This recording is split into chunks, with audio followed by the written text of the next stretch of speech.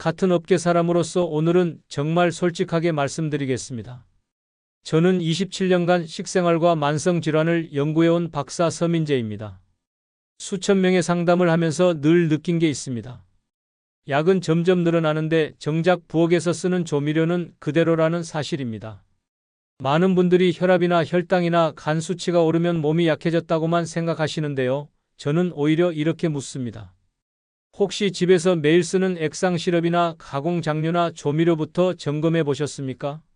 솔직히 말씀드리면 저희 전문가들 집에서는 물엿이나 액상과당을 거의 쓰지 않습니다. 달콤한 윤기를 내는 그 한 숟가락이 혈관과 췌장을 가장 먼저 흔들기 때문입니다. 특히 65세 이후에는 회복력이 떨어져서 작은 습관이 큰 차이를 만듭니다. 어떤 분들은 소금만 줄이면 된다고 생각하시는데 그건 절반만 맞는 이야기입니다. 진짜 문제는 눈에 보이지 않는 당분과 복합 조미료에 숨어 있거든요. 제가 27년 동안 상담하면서 가장 안타까웠던 순간이 있습니다. 열심히 약을 드시고 운동도 하시는데 수치가 좀처럼 안정되지 않는 분들이 계셨어요. 자세히 살펴보니까 문제는 매일 드시는 반찬에 있었습니다.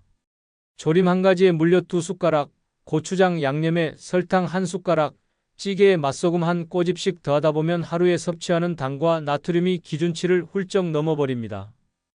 그런데 정작 본인은 건강하게 먹는다고 생각하시는 거예요. 더 큰 문제는 이겁니다. 이런 조미료들은 중독성이 있어서 점점 양이 늘어난다는 겁니다. 처음엔 1숟가락이었던 게 나중엔 2숟가락이 되고 국물 맛이 싱거우면 또 조미료를 더 넣게 되죠. 그렇게 몇 년이 지나면 혈관은 지치고 췌장은 과부하가 걸리고 간은 해독하느라 힘들어집니다. 그런데 이 모든 게 천천히 진행되니까 본인은 잘 모르시는 겁니다. 지금 집에 있는 조미료 정말 괜찮다고 확신하실 수 있으신가요? 냉장고 문을 열어보시면 물엿이나 액상과당이 든 양념장이 한두 개쯤은 있을 겁니다.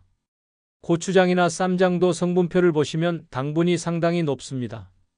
이런 것들을 매일 조금씩 쓰다 보면 결국 몸이 감당하기 어려워집니다.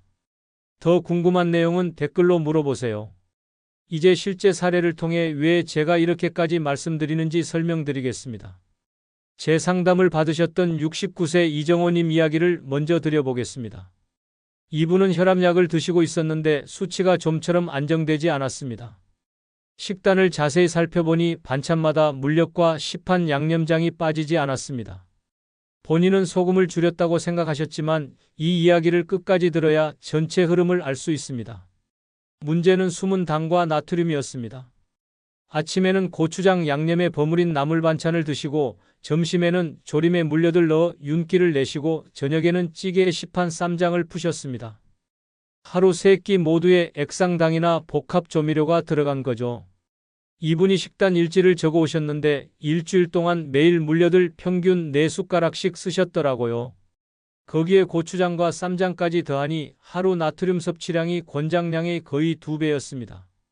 저는 양념을 절반으로 줄이고 조림 대신 구이와 찜 위주로 바꾸도록 안내했습니다. 단맛은 양파와 배를 갈아 넣도록 했습니다. 처음엔 맛이 심심하다고 하셨어요. 그런데 2주 정도 지나니까 혀가 적응하면서 오히려 재료 본연의 맛을 느끼신다고 하셨습니다. 한 달 뒤 혈압과 공복 혈당이 눈에 띄게 안정됐습니다. 본인도 가장 놀란 부분이 음식 맛이 생각보다 심심하지 않았다는 점이었습니다. 약 용량도 줄이지 않았는데 수치가 좋아지니까 담당 선생님도 깜짝 놀라셨대요. 또 다른 분 이야기도 들려드리겠습니다. 73세 김순자님은 매일 아침 된장찌개를 드시는 분이었습니다. 건강식이라고 생각하셨던 거죠. 그런데 찌개 국물을 한 방울도 남기지 않고 다 드셨어요. 거기다 김치도 짜게 드시고 장아찌도 자주 드셨습니다. 이분은 다리가 자주 붓고 혈압이 불안정했는데 본인은 나이 탓이라고만 생각하셨습니다. 제가 식단을 분석해보니 하루 나트륨 섭취량이 기준치의 3배 가까이 됐습니다. 된장찌개 한 그릇에만 나트륨이 이미 상당량 들어있는데 거기다 김치와 장아찌까지 드시니 몸이 감당하기 어려웠던 겁니다. 저는 찌개 국물은 절반만 드시고 김치는 물에 한번 헹궈서 드시도록 권했습니다. 장아찌는 일주일에 2번으로 줄이셨죠. 3주 후에 다리 부기가 확연히 줄었고 혈압도 안정됐습니다. 이분이 저한테 그러시더라고요. 이렇게 간단한 걸 왜 진작 몰랐냐고요? 구독과 좋아요 부탁드리고 끝까지 보시면 왜 지금 습관을 바꿔야 하는지 알게 됩니다. 오늘 영상에서는 65세 이후 건강을 무너뜨리는 조미료 6가지를 정확히 알려드립니다. 어떤 조미료가 혈관을 지치게 하고 어떤 게 혈당을 흔드는지 하나하나 짚어드릴 겁니다. 그리고 부엌에서 바로 실천할 수 있는 구체적인 방법까지 다 말씀드립니다. 끝까지 보시면 내일 아침 식탁부터 달라질 수 있습니다. 이렇게 작은 변화만으로도 달라질 수 있습니다. 그럼 이제 65세 이후 특히 조심해야 할 조미료들을 하나씩 짚어보겠습니다. 첫 번째로 말씀드릴 건 액상 조미 시럽입니다. 물엿이나 액상과당처럼 액상 형태의 당은 흡수가 빠르고 사용량을 인지하기 어렵습니다. 고체 설탕은 눈에 보이니까 얼마나 넣었는지 알 수 있는데 액상은 그렇지 않거든요. 조금만 넣으려다가 자꾸만 더 붓게 됩니다. 한국영양학회 보고에 따르면 액상 당류 섭취는 중성지방 증가와 대사질환 위험 상승과 연관됩니다. 특히 65세 이후에는 인슐린 감수성이 떨어지는데 이때 액상당을 자주 섭취하면 혈당 조절이 어려워집니다. 72세 박영수님은 조림 요리에 물엿을 자주 사용하다 중성지방 수치가 크게 올랐습니다. 이분은 생선 조림을 하실 때마다 물엿을 두세 숟가락씩 넣으셨어요. 윤기가 나고 맛이 좋아 보이니까요. 그런데 일주일에 서너 번씩 그렇게 드시다 보니 중성지방이 기준치를 훨씬 넘어섰습니다. 단맛은 사과나 양파나 배를 갈아 대체합니다. 사과 반쪽을 갈아서 양념에 넣으면 은은한 단맛이 나면서도 혈당을 급격히 올리지 않습니다. 윤기를 위해 반복 사용하지 마십시오. 조림을 할 때 물엿으로 윤기를 내는 게 습관이 되면 점점 양이 늘어납니다. 요리할 때 물엿이나 시럽 얼마나 자주 쓰고 계신가요? 두 번째는 시판 고추장입니다. 시판 고추장은 당과 나트륨이 동시에 높습니다. 성분표를 보시면 고춧가루보다 당분이 먼저 나오는 제품도 있어요. 대한고혈압학회 자료에 따르면 나트륨 과다 섭취는 혈압 상승과 직접적 관련이 있습니다. 나트륨은 혈관벽에 압력을 가하고 수분을 정체시켜서 혈압을 높입니다. 68세 최성호님은 고추장 양념을 즐기다 혈압이 급상승했습니다.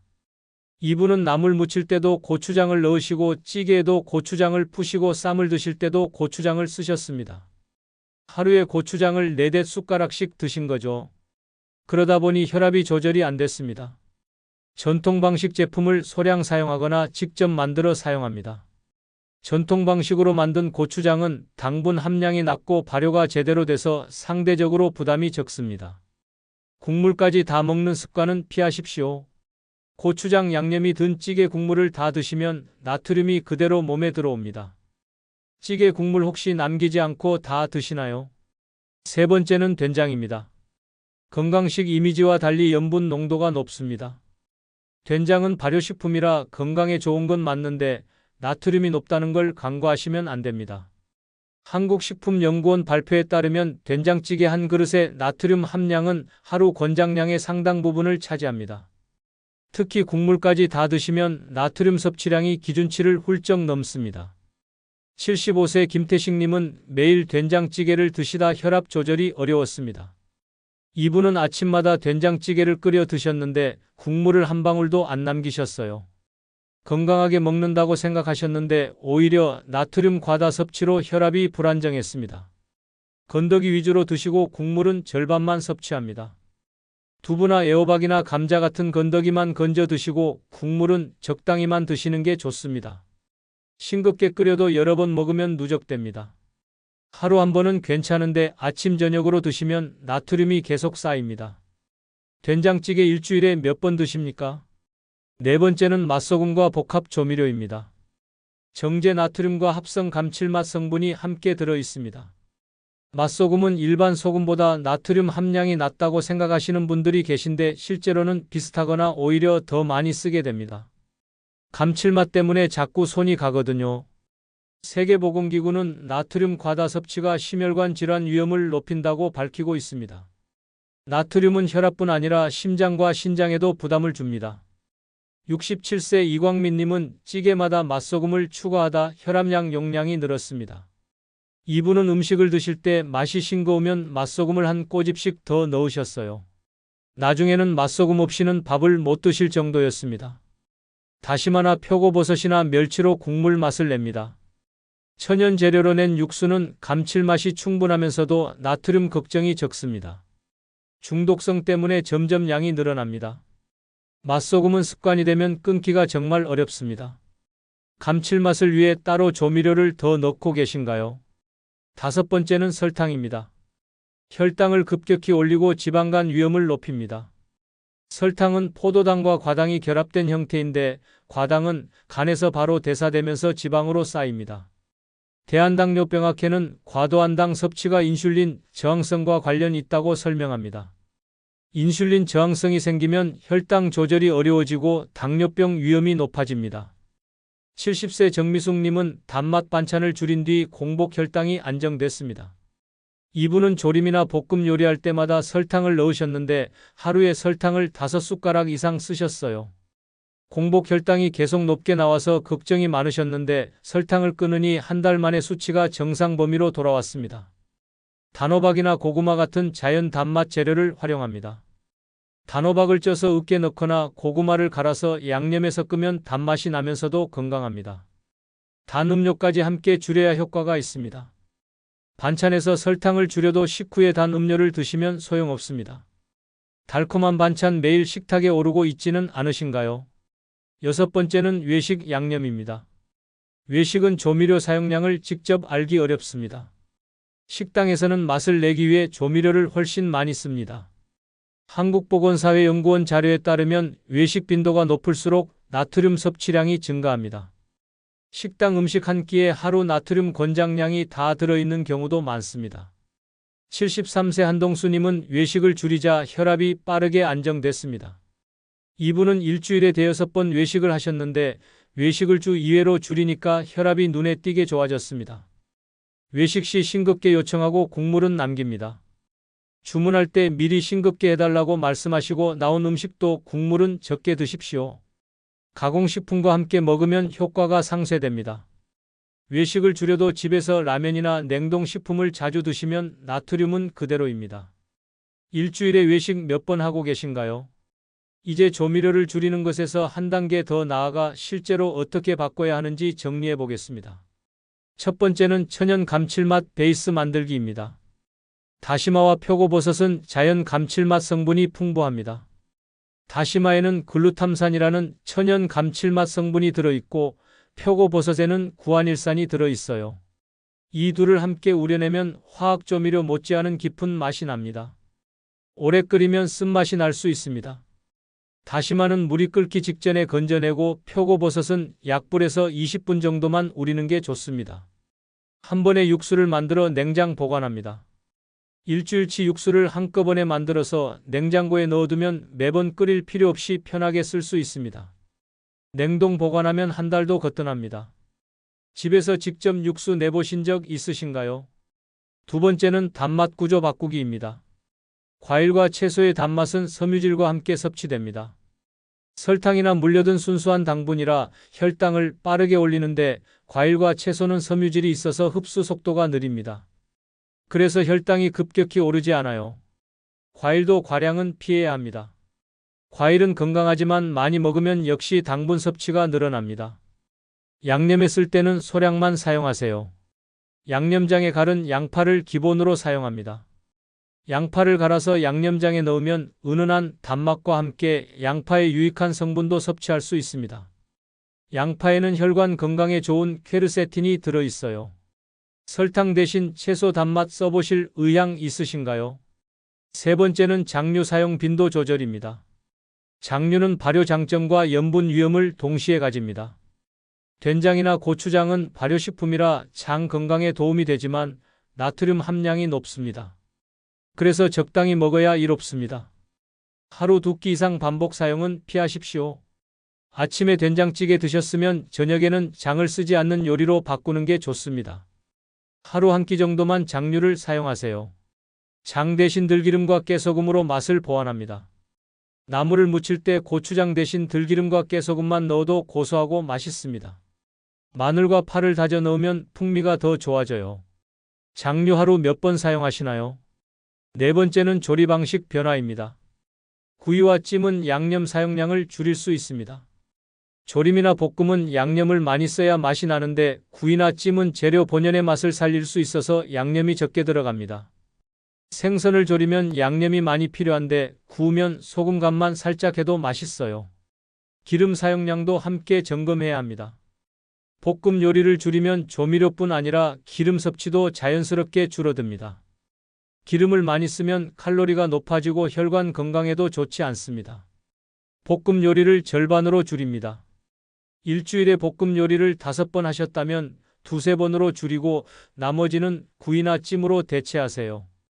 조리법 바꾸는 것 어렵게 느껴지시나요? 5번째는 가족과 함께 실천하는 겁니다.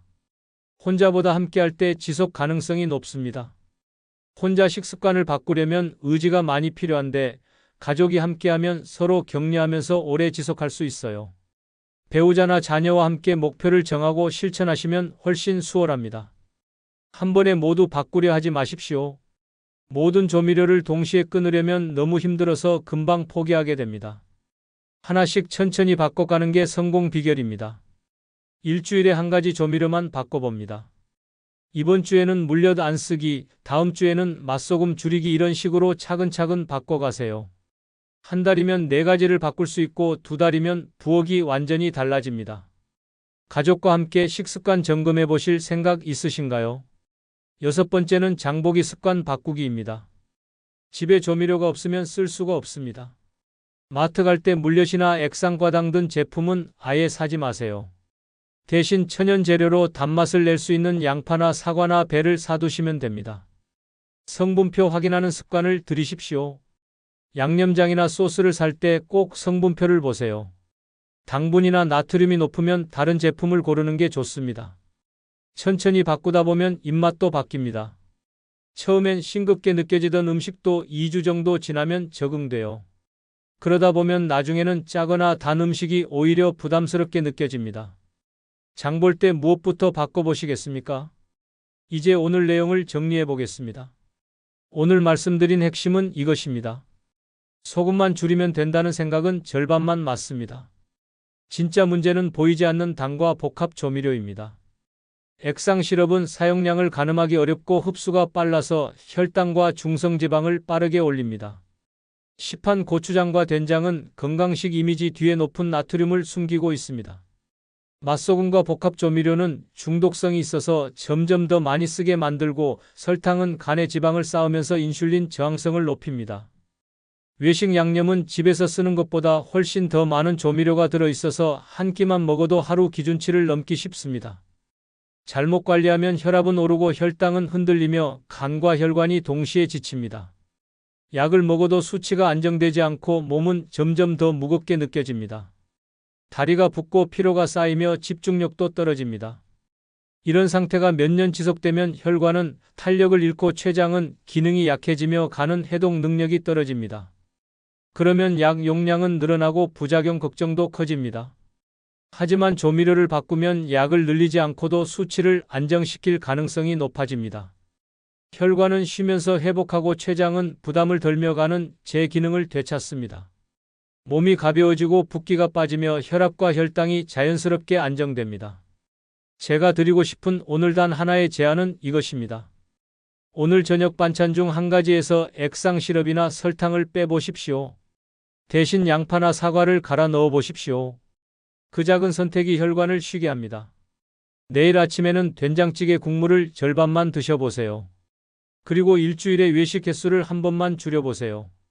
이 3가지만 실천해도 한 달 뒤 몸이 달라지는 걸 느끼실 겁니다. 수치도 좋아지고 몸도 가벼워지며 약도 줄일 수 있는 가능성이 생깁니다. 다음 영상에서는 70세 이후 반드시 점검해야 할 아침 식사 습관에 대해 말씀드리겠습니다. 아침을 어떻게 드시느냐에 따라 하루 혈당과 혈압이 결정됩니다. 많은 분들이 건강하다고 생각하며 드시는 아침 메뉴가 사실은 몸에 부담을 주는 경우가 많습니다. 다음 영상에서 정확히 알려드리겠습니다. 여러분은 오늘 부엌에서 무엇부터 바꾸시겠습니까? 물엿을 버리실 건가요? 맛소금을 치우실 건가요? 아니면 된장찌개 국물을 남기는 것부터 시작하실 건가요? 댓글로 남겨주세요. 여러분의 작은 결심 하나가 다른 분들에게 큰 용기가 됩니다. 함께 건강해지는 그날까지 응원하겠습니다.